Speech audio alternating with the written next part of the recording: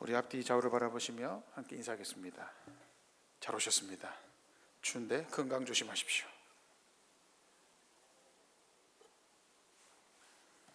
저거 키로 갔다 오는데 제가 숨이 막히네요. 운동 부족입니다. 우리 오랜만에 만났습니다. 저희 수요기도 때 뭐 하고 있는지 기억나시죠? 예, 기도가 무엇인지 배우고 있습니다. 그 중에서 기도의 내용, 하나님의 나라와 의를 구하라, 그죠? 하나님의 나라를 구하라는 했고, 하나님의 의를 구하는 것, 하나님의 의가 뭐라고 말씀드렸는지 기억을 하실 수 있겠습니까? 한번 더듬어 보십시오. 하나님의 의는 그리스도 예수로 말미암아 나타났다 라고 말씀드렸고, 구약의 예언과 신약의 성취다. 구약에서는 예언되어 있고, 이 말씀 드렸는데 혹시 기억나십니까? 신약은 구약에 나타나 있고 예언되어 있고, 그죠? 구약은 신약에 성취되어 있다, 그죠? 그래서 구약의 예언과 신약의 성취는 같이 갑니다. 그리고 믿는 자에게는 구원이 주어지는 것이다. 이게 하나님의 의다. 그러면 하나님의 의의 개념에 근거하여 하나님의 의를 구한다는 것의 의미가 무엇인지 오늘 조금 살펴보려고 합니다. 하나님의 의, 내가 만일 내 입으로 예수를 주로 시인하며 또 하나님께서 그를 죽은 자 가운데서 살리신 것을 내 마음에 믿으면 구원을 받는다. 이것을 10절에서 사람이 마음으로 믿어 어디에 이른다? 의에 이른다, 이렇게 이야기를 했습니다. 의와 구원이 함께 가고 있죠. 사도 바울이 10장 1절에 보시면 이 이스라엘 백성들을 향한 마음, 여러분 그 이스라엘 백성들을 향한 마음이 굉장히 중요합니다. 왜냐하면 이스라엘 백성들이 사도 바울을 죽이려고 했기 때문입니다. 형제들이 죽이려고 했어요, 그죠? 근데 10장 1절에 보시면, 형제들아, 내 마음에 원하는 바와 하나님께 구하는 바는 이스라엘을 위함이다. 그들로 구원을 받게 합니다. 여러분, 이 대단한 기도죠. 이 대단한 내용이죠. 사도 바울이 자기를 죽이려고 하는 이스라엘 백성들을 형제라고 말하면서 뭐라고 합니까? 그들로 구원을 받게 하는 거다. 여러분, 이 말을 또 누가 했을까요? 이 말을 누가 했을까요? 이거와 비슷한 말이 하나님이 악인이 심판받는 것을 원하지 않고 구원받기를 원한다, 이게 하나님의 뜻이다라고 말씀하셨습니다. 그죠? 이 같은 맥락입니다. 자, 사도 바울이 뭐라고 했느냐? 그 이어서 이스라엘 백성의 구원을 뭐라고 했느냐? 마치 모세처럼 내 목숨이 그리스도 예수의 사랑에서 끊어진다 할지라도, 그러한 대가를 바란다 할지라도, 지불해야 한다 할지라도 내가 바라는 바다라고 이야기를 했습니다. 그러니까 사도 바울은 굉장한 이스라엘 백성의 형제들의 구원에 사로잡혀 있었습니다. 바울은 이스라엘 백성들이 하나님의 의를 모르고 자기의 의를 세우려고 천상의 의를 복종하지 않았다라고 계속해서 기록하고 있죠. 그러니까 여러분, 로마서를 잘 읽어보시면 사도 바울이 무엇을 이야기하냐면 사람의 의가 있고 하늘의 의가 있습니다. 사람의 의는 뭘까요? 자기의 행위를 드러내는 겁니다. 이거는 하수입니다. 조금 더 나아가면 자기의 의를 드러내지는 않는데 자기의 의로서 구원을 받으려고 하죠. 자기가 구원을 성취할 수 없는 것 압니다. 그럼에도 불구하고 그래도 내가 노력해야 구원받는다라고 생각을 합니다. 이런 사람의 대표적인 예가 누구죠? 바리새인입니다.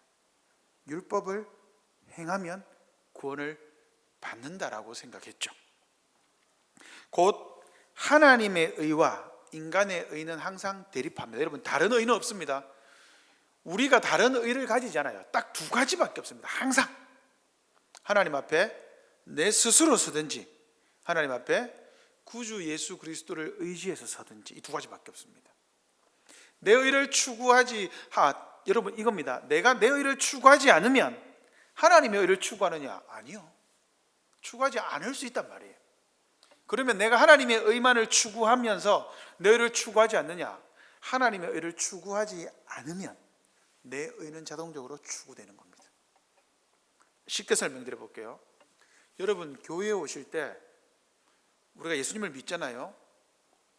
다 말은 뭐라고 합니까? 예수 믿으면 구원받지요. 그런데 제가 기도하고 말씀 안 보면 구원 못 받는다고 생각해요. 이 말 맞습니까? 틀립니까? 그러면 내가 말씀 보고 기도하면 구원 받습니까? 내가 말씀 안 보고 기도 안 하면 구원 안 받습니까?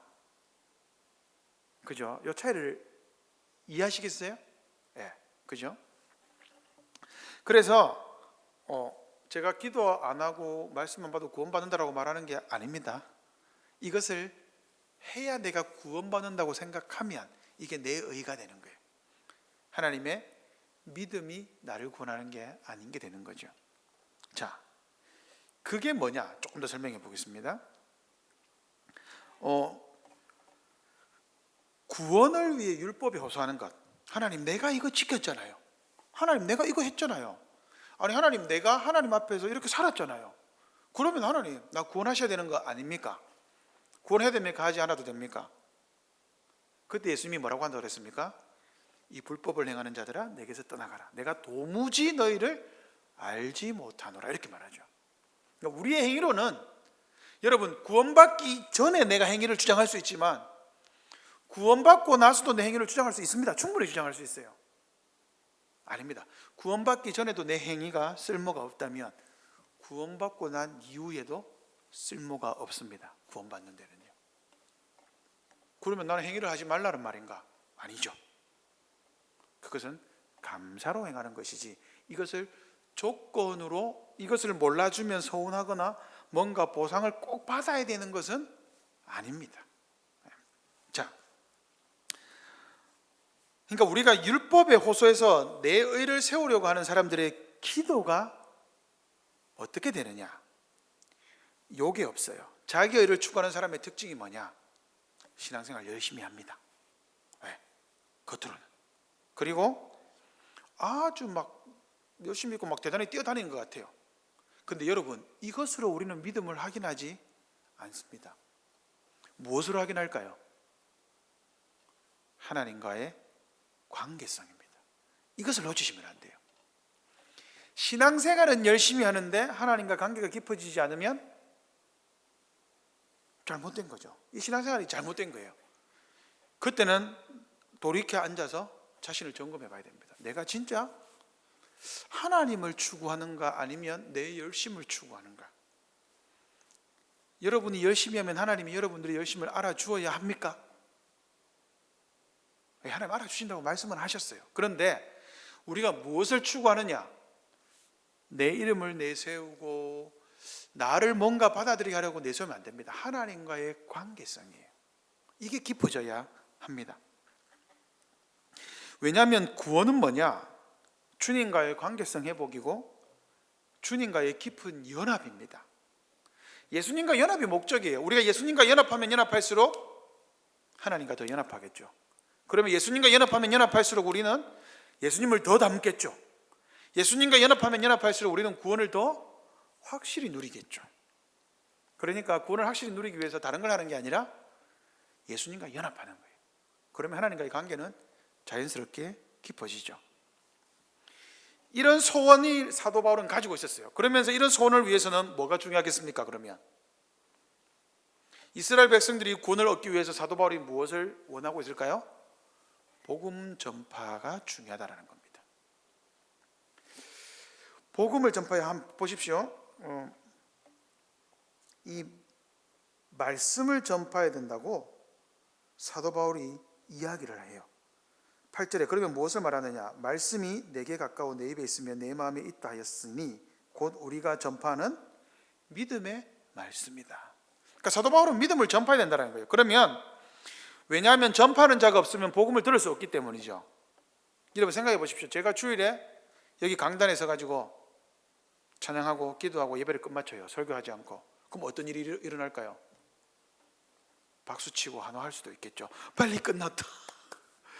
그러나 중요한 것은, 그러면 우리가 무엇을 못 듣느냐? 말씀을 못 들으니까 믿음은 말씀으로 말미암잖아요. 믿음이 안 생깁니다. 그러니까 여러분, 설교가 짧아지는 게 곧 좋은 것만은 아닙니다. 제가 길게 하겠다라고 말씀드리는 것 아닙니다. 오해하지 마십시오. 설교를 듣지 않으면요 믿음이 생기잖아요. 지금 사도 바울이 그 말을 하는 거예요. 그래서 믿음의 말씀이다 이렇게 말하는 거예요. 자, 그러면 하나님의 의를 구한다는 것의 1차적인 의미는 뭐냐? 하나님의 믿음의 말씀을 전파하는 거다.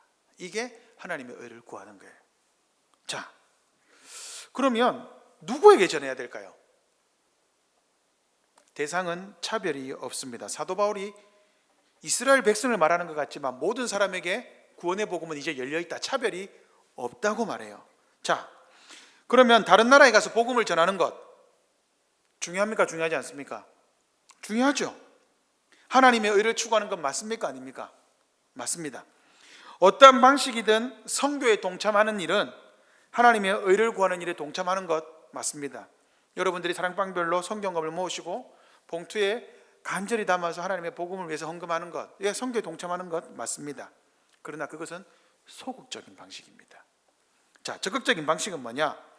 가까운 곳이든 먼 곳이든 온 천하에 다니며 하나님의 잃어버린 영혼들에게 복음을 전하는 일은 선교사와 목회자의 전유물이 아닙니다. 제가 하거나 그리고 선교사만이 할 수 있는 일이 아닙니다. 하나님의 모든 자녀들이 마땅히 무엇보다 먼저 추구해야 되는 게 우리가 복음을 전하는 겁니다. 어떻게 해요? 옆에 사람들이 가서 막 복음을 전하라는 것만이 아닙니다. 어제 제가 장례식에서 설교를 했지만 여러분들의 언어, 행실, 그리고 예수님 믿는 사람으로 사람의 눈을 의식하지 아니하고 하나님을 위해서 하나님의 눈을 의식해서 하나님의 말씀대로 사는 삶이 전도가 됩니다. 그거 안 된다고 생각하시면 안 돼요. 그러므로 여러분들의 행실은 누군가에게 복음 전파의 수단이 될 수 있습니다. 전도지를 들고 나가서 전도하는 것 잘하십니다. 중요합니다. 그러나 그에 못지않게 여러분들이 예수 믿는 사람으로 신실하게 사는 것 중요합니다. 왜냐하면 여러분들의 삶을 통해서 복음이 전파될 수 있습니다. 아주 중요한 사실입니다. 그것도 선교입니다. 그러므로 하나님의 의를 간철한다고 하면서 하나님의 의를 구한다고 하면서 뭘 하느냐? 내 기도에 하나님이 응답하실 때까지 내 방식대로 기도하는 사람들이 있습니다. 이게 어떤 사람들이냐? 하나님의 견고한 뜻을 꺾기 위해 노력하는 기도들이 있어요. 하나님의 뜻과는 상관없이 막 기도를 끝까지 하는 사람들이 있습니다. 내 뜻이 중요한 사람들이 있죠. 모든 기독교인이 하나님의 나라와 의를 추구하는 것 다 동의합니다. 이것이 기도다. 이해합니다. 그러나 하나님의 나라와 의를 구하는 것이 기도라고 말하면서 실천적인 자리에서는 표정이 바뀌는 사람들이 있어요. 어떤 거냐면 하나님이 나의 기복적인 신앙의 기도에도 응답해줘야 협조하겠다라는 태도로 하는 사람들이 있습니다. 여러분, 진정한 기도자는 뭐냐? 그렇지 않습니다. 자기의 뜻을 꺾죠. 여러분, 예수님은 자기 뜻이 없었습니까?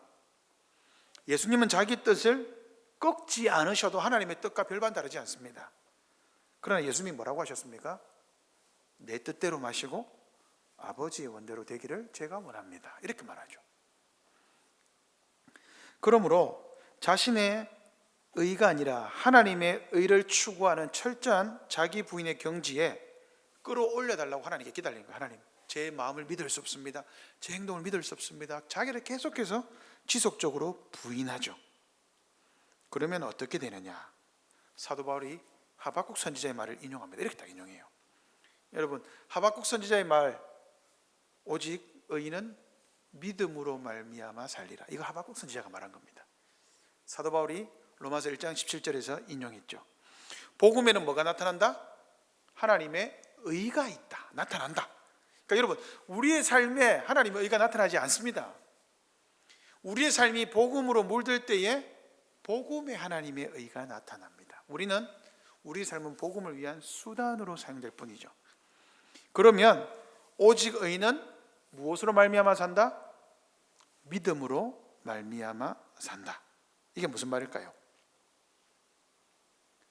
우리가 믿음으로 말미암아 산다. 복음을 전가하는 방법이 뭐라고요? 복음에는 하나님의 의가 나타나는데 복음에 하나님의 의가 나타나는 방법이 뭡니까? 믿음으로 말미암아 사는 것이라고 말하잖아요. 우리의 믿음의 행동이 복음에 하나님의 의가 나타난다라는 것과 동일하다라는 거예요. 어떻게요? 믿음으로 사는 것이 하나님의 의가 나타나는 것과 동일합니다. 그러면 하나님의 의를 구하는 것은 뭐냐? 온 땅에 복음을 증가하는 것이고 복음을 증가하는 방법은 의인이 믿음으로 말미암아 사는 것입니다. 그러므로 믿음의 씨앗에서 믿음의 실천이 나오죠. 하나님의 의를 추구하는 기도는 뭐냐? 하나님의 의를 추구하는 기도는 믿음으로 사는 것과 같다 다르다? 같다고요. 지금 이때까지 이거 한 문장을 위해서 제가 길게 이야기했습니다. 하나님의 의를 추구하는 것은 뭐냐? 하나님의 뜻을 추구하는 겁니다. 하나님의 뜻은 어디에 나타나느냐? 복음에 나타납니다. 그러면 복음에 나타나는 하나님의 뜻은 뭐냐? 오직 의인이 믿음으로 말미암아 사는 것. 그러면 기도의 내용은 뭘까요? 하나님의 복음을 받았는데 먼저 복음의 내용이 투명해야 되겠죠. 정확해야 되겠죠. 그리고 하나님 이 복음의 내용이 내 삶에도 드러나게 해주십시오. 그게 기도라고요. 그러면 그런 기도를 하는 사람들의 특징은 뭐냐? 하나님이 주신 믿음의 내용대로 살아간다는 겁니다. 살아진다는 거죠. 그러므로 사도 바울은 이 말을 뭐라고 다르게 표현했냐? 이렇게 표현했습니다. 두렵고 떨림으로 너희 무엇을 이루라? 구원을 이루라. 두렵고 떨림으로 이러는 거예요. 왜요? 내가 하나님이 믿는데 이 믿음의 내용이 진짜 내 삶의 실천에서 하나님 나타나지 않을까 봐 두려워하는 거죠. 내가 불신자처럼 취급받는 것. 제가 고등학교 때 기숙사 생활을 했습니다. 제가 포항에서 고등학교를 나왔습니다. 그때 미션스쿨이었습니다. 나름 그때는 시험 쳐서 들어갔습니다. 기독교 학교였어요. 기독교 학교였는데 제 친구들이 제가 목사들인 거 다 알았어요. 한 친구가 대보에 살았습니다. 그 해가 제일 빨리 뜨는 곳. 거기가 대보 맞죠? 이 손 있는 곳. 호미곶이 대보입니다. 대보. 예. 그 호미곶이 대보거든요. 그 친구가 거기 살았는데 맨날 술 먹고 담배 피고 예수 교회 다닌다면서 예수 믿는다면서. 야, 그 친구 이름도 한일이에요. 까먹지도 않아요. 제발 교회 좀 가라. 이러니까 그 친구 뭐라고 했는지 압니까? 니 때문에 가기 싫다 이랬습니다. 제가 충격을 받았을까요? 안 받았을까요? 제가 충격 받았습니다. 교회 가라 했는데 왜 내 때문에 교회 안 간다지? 제가 고등학교 때 그 말을 듣고 굉장히 충격 받아가지고 어떻게 했을까요? 회개를 하지 않았습니다. 나중에 그냥 기분이 좀 나쁘더라고요. 그런데 제 삶을 돌아보는 계기는 좀 됐죠. 마찬가지입니다. 우리가 하나님을 경외하고 신뢰하는 삶이란 뭐냐? 하나님의 거룩함, 선하심, 인자, 공의, 정직, 성실, 긍휼, 사랑 이런 것들이 내 삶을 통해 분출되는 거예요. 여러분 세상 사람들이 하나님의 선하심을 어떻게 알아요?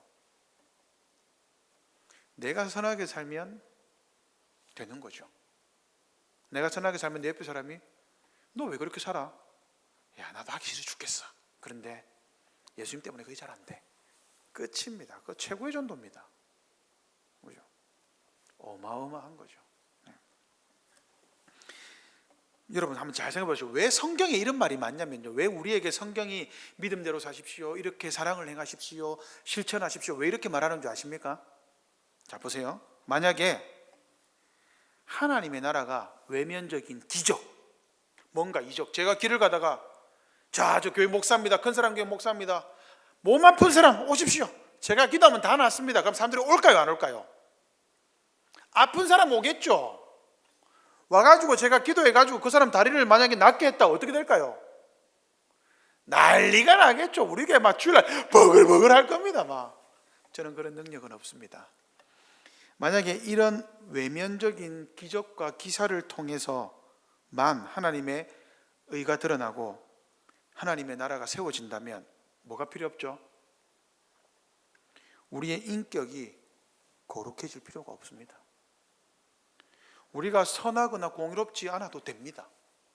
하나님의 나라가 그런 기적과 이사와 이런 이상한 일들을 통해서만, 신비한 일들을 통해서만 하나님의 의가 드러난다면요, 그러면 우리의 거룩과 의는 필요하지 않죠. 그렇게 드러나는데 뭐 하려고? 우리의 내면의 바뀜과 나의 선함과 나의 거룩함과 나의 공의를 왜 우리가 하나님이 요청하겠습니까? 왜 명령하겠습니까? 그죠?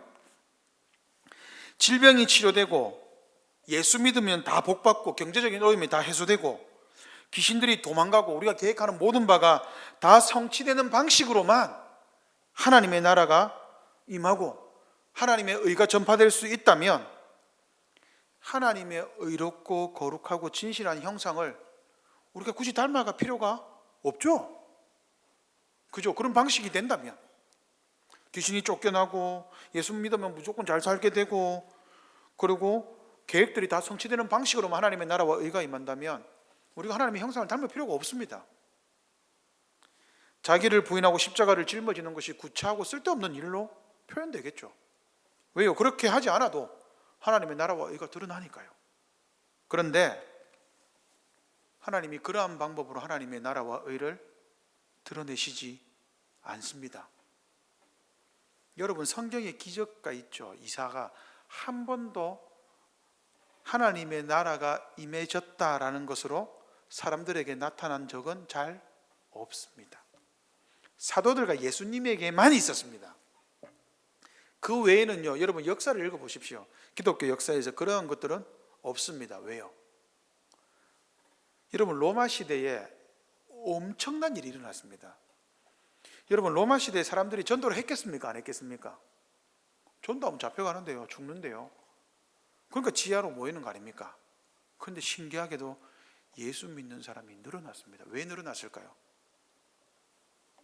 그들의 거룩하고 하나님의 형상을 닮아가는 삶 때문이었습니다. 말하지 않아도 전도가 됐어요. 그래서 여러분, 실제로 이거는 로마의 객관적인 역사입니다. 기독교 역사 말고 객관적인 역사가 뭐라느냐, 처음에는 그리스도라는 그 야만인을 믿는 사람들의 무리가 있었는데 나중에는요, 숫자가 많아져 가지고 로마 당국에서 컨트롤할 수가 없었어요. 그래서 핍박을 하기 시작한 거예요. 그게 공식적인 문구로 나와 있습니다. 그래서 역사학자들도 인정하는 바입니다. 그런데 왜 늘어났느냐? 그 사람들은 모르죠. 그런데 세상적으로도 뭐라고 하느냐? 그들의 도덕적인 삶 때문이었다라고 말합니다. 이건 어마어마한 거죠. 여러분, 요즘 한국교회가 이런 경향들이 좀 짙어요. 잘 먹고 잘 살고 고통을 당하지 않고 손해를 보지 않으려고 하죠. 세상의 성공을 교회에 와서도 똑같이 추구하려고 하는 경향이 있습니다. 그런 것만 보증해 준다면 하나님을 믿고 따를 준비가 되어 있는 사람들도 많아요. 잘 살게 해주면 그 사람들은 어떤 종교든지 상관이 없습니다. 인간의 욕구만 충족시켜주면 어쩌면 하나님이 아니어도 좋을 형국이 있죠. 여러분, 실제로 시골에요, 젊은 여성들이 없으니까 결혼을 못하는 사람들이 있잖아요. 남자들이 있을 수 있잖아요, 시골 지역에. 근데 여러분, 통일교회에 가입하면 결혼을 시켜줍니다. 실제로 통일교회에 가입하는 사람들의 숫자가 늘어난다고 그래요. 결혼하기 위해서. 굉장히 가슴 아픈 일이죠.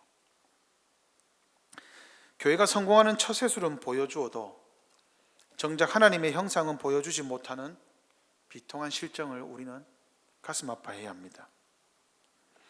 교회가 소수 특권층의 이익은 보장해 주면서도 악인과 불의한 자에게도 차별이 없는 하나님의 의는 애써 외면하고 있는 형국이죠. 하나님의 의가 아니라 자기의 의를 세우려고 하나님의 의를 철저히 짓밟았던 이스라엘과 별반 다르지 않습니다. 아무리 편하고 상식적인 길이라 하더라도 교회는 거절해야 합니다. 하나님의 나라를 구하는 성경적인 방식은 뭐죠? 여러분, 하나님의 나라를 구하는 성경적인 방식은 뭡니까? 하나님의 나라는 의와 평강과 희락이다. 이것은 어디에 있습니까? 내면의 것입니다. 외면적인 것이 아닙니다. 내면적인 것입니다.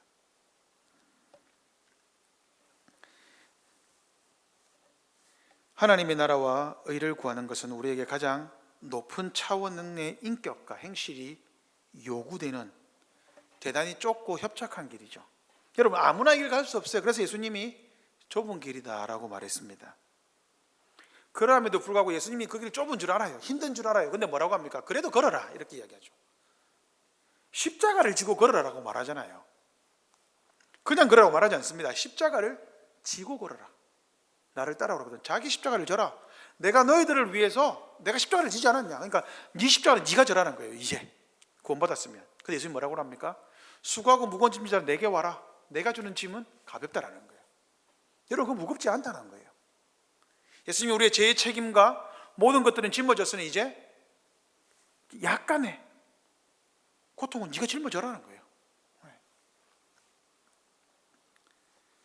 그래서 예수님이 뭐라고 했느냐? 이것을 명령 형태로 준 거예요. 왜요? 이것은 해도 되고 안 해도 되는 게 아니고 반드시 필요한 일입니다. 여러분, 예수님과 함께 무엇을 누리려고 하십니까? 이 땅에서 대대손손 잘 살고 평탄한 삶 살고, 왜? 중요할 수도 있습니다. 그런데 그것이 없다 하더라도 주님을 닮아가는 것이 목적이 돼야죠. 하나님의 나라를 구하고 하나님의 의를 구하는 게 내 내면에 이루어지길 바라야죠. 옆에 있는 아내와 남편이 당신 요즘 예수님 닮아가는 것 같으라고 말해야 되는데 요새 와이 생략하겠습니다. 뒷말은. 그러면 안 되잖아요. 그죠? 우리가 주님께서 우리로 하여금 하나님의 나라와 의를 구하라고 하셨을 때는 우리를 협박하는 게 아닙니다. 뭘까요? 우리에게 최고의 복을 주시려는 최고의 방법을 주신 거예요. 그 최고의 방법이 뭐냐? 주님의 십자가를 지고 믿음으로 사는 겁니다. 다른 거 없습니다. 그러면 우리의 외형이 어떻게 되느냐? 그것은 우리의 주관사항이 아닙니다. 그건 하나님께 맡겨두는 거예요. 외형이 어떻게 되든지 상관없습니다. 어떤 면에서 내가 열심히 살아도 누군가는 오해해서 욕할 수도 있고요, 지만 잘났나라고 욕먹을 수도 있습니다. 피곤한 길이죠. 어려운 길이죠. 그러나 그것은 주님께 맡겨두는 거예요. 다른 사람이 잘했다 못했던 옳리 안 옳리 그것을 떠나서 내가 하나님 앞에서 지금 하나님 앞에서 해야 될 행동을 하느냐, 하나님 앞에서 해야 될 사람들 눈에 보기에 말고 내가 하나님 앞에서 하나님이 원하시는 방법을 찾아가느냐, 그게 중요한 거죠. 성경의 모든 명령은 우리의 복을 위해 주어진 것입니다. 그 모든 명령의 종합이라 할 수 있는 하나님의 나라와 의를 구하는 것, 당연히 우리의 복을 위해 주어진 것입니다. 우리 하나님의 의를 구합시다. 어떻게 해요? 믿음으로 사는 것. 이 시간 같이 한번 기도하십시다. 하나님,